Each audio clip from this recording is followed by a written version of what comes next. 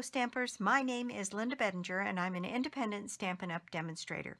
And today I'd like to show you how I made this cute little box.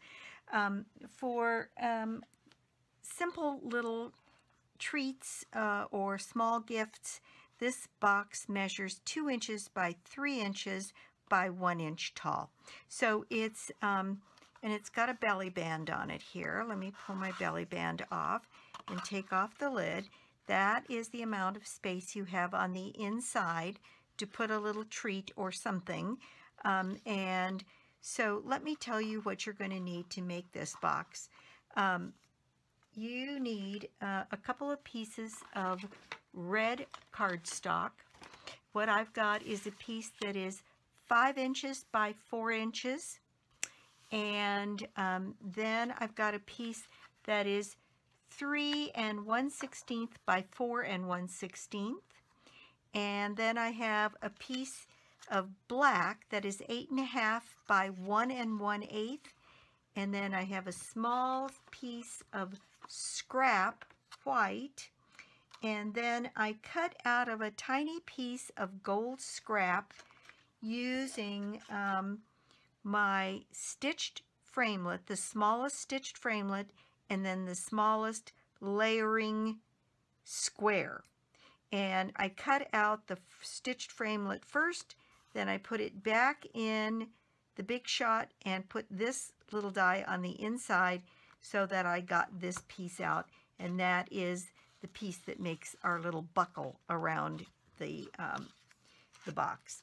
This is a super easy, fast, and clever little gift that you can have either as table favors at your holiday get-together or little gifts for people, little remembrances, a couple of chocolates, any number of things. It's really kind of a fun one.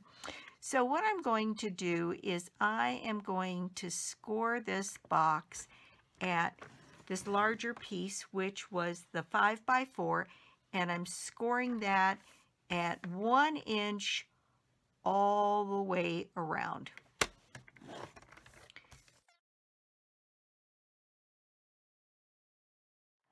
Okay, and while I'm at it, I'll go ahead and score my lid. My lid, I am scoring at 1/2 inch all the way around.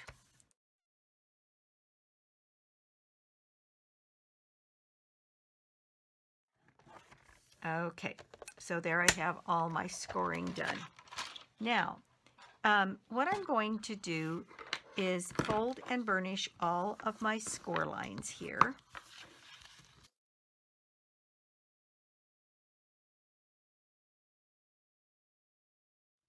And it does make a difference where you score or where you fold the score. On the bottom of the box, I'm folding more on the inside of the score line, and on the top of the box, I was folding more on the outside edge of the score line, just to get a little extra smidge of space so that the box lid fits neatly over the top.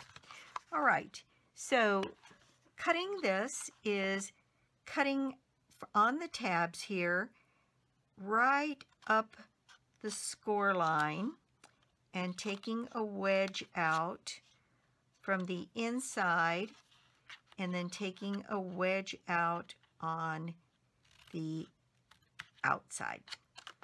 And I'm going to take my wedge from the outside first on this side, then again right up the score line and take my little wedge out of the side.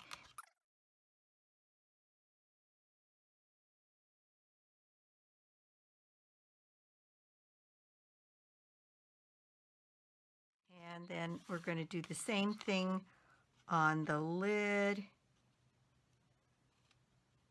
up the score line, little wedge, little wedge.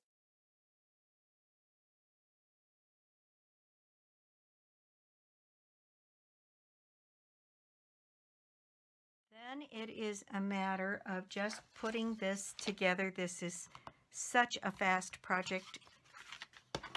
So easy to make for guests. Little dinner party favor. And I'm using Fast Fuse on the tabs.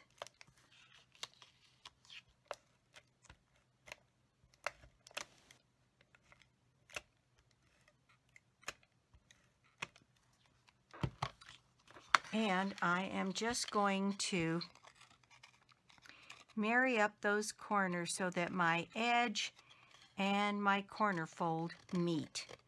Securing that really tightly with my fingers. And then using my bone folder on the insides to make sure that is stuck down, because this I do not want to have come apart. So again, just folding in and securing those corners, and just like that we have a box bottom. Now I'm going to do the same thing for the lid.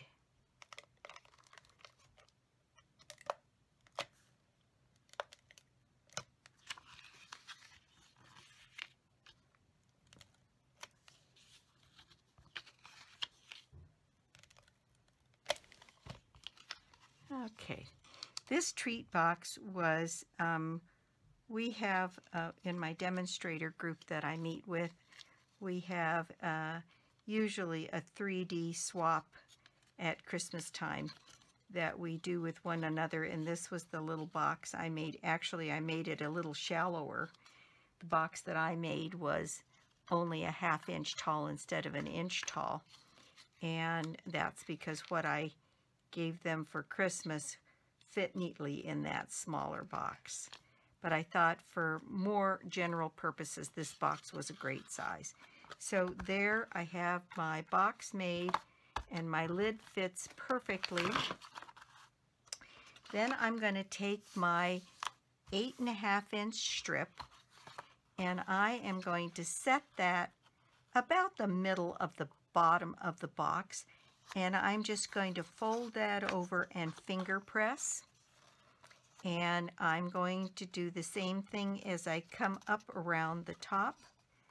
Finger press that, and again finger press, and then get this so these edges match up really well. Fold and finger press that piece there. And you can see here how much of an overlap I have. A little bit, right around 1/4 inch. So what I'm going to do is put a little bit of my fuse right on the edge of this piece of black, about that 1/4 inch. Then I'm going to put it back on my box. You want to be careful not to go over so that you end up with glue on your box, then your belly band won't come off. Now I'm going to relax that just a little bit as I line it up and stick it together so that my belly band then moves easily on my box, and it does. Okay, the last thing we're going to do then with this is, it's pretty hard to get that centered exactly right, and you can tell by turning it over how square it is and whether you've got one side that's a little bit longer. And in all cases, I had to trim just a tiny edge off of one side to make the belt buckle a little bit more square. And what I did was I put fuse only on 2 sides and the insides of this, because I don't want any glue to come out and go over on my box. So I confined my glue to from this point here to this point here, and that is enough to hold it down. So a little bit of fast fuse in the middle of the buckle here on 2 sides. And how fast is this? There, my project is just about finished. Then I set my buckle on the paper here and push that into place. Then I have a stamp here from Teeny Tiny Wishes that says Merry Christmas, and it has a little bit of a dotted underline. You could see it here. And what I did was I just inked up my stamp. Make sure I've got it nice and inked up, and stamped it on my sentiment, on my scrap here. Merry Christmas. And then I did just eyeball. Now certainly you can use your trimmer, and try to get a border about as big on the top as I had on the bottom, and cut across here on my sentiment.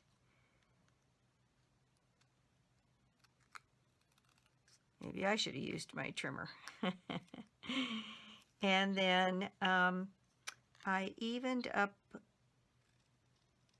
both sides just a bit, and then I fishtailed the ends.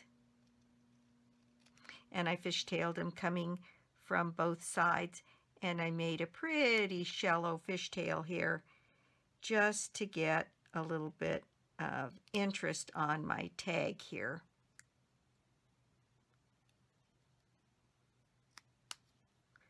There we go. And then did the same on the other side. And there I have my little tag. In fact, that probably needs to come down just a hair. So I'm going to trim just a little edge off of that. And put my ink away. And this is ready to go. I'm going to add just a little bit of fuse kind of right in the middle of that tag, and put it on my black band that says Merry Christmas, and that is all there is to it. Isn't that just the cutest little box for just an extra added touch to your Christmas table? So that's it for me today. A simple little project, fast and easy, and yet I think it's just as cute as it can be. And you can get the cardstock and the glimmer paper, the stamp, all from my website, www.lbedinger.stampinup.net. And thanks so much for stopping by my YouTube channel today. I do appreciate it. If you don't already have a demonstrator, I'd love to be your demonstrator, or you could join my team. And so let's see, the prize draw this month, we've got still a day left, tomorrow for November, and it is the Stampin Blends, 4 colors, your choices, dark and a light in 4 different colors, and then the ivory, the bronze, and the color lifter. So 11 blender pens, and or the alcohol markers, I guess, and $49 value in the catalog. So that's it for me today, and I'll be back soon with more cards and more projects. Bye.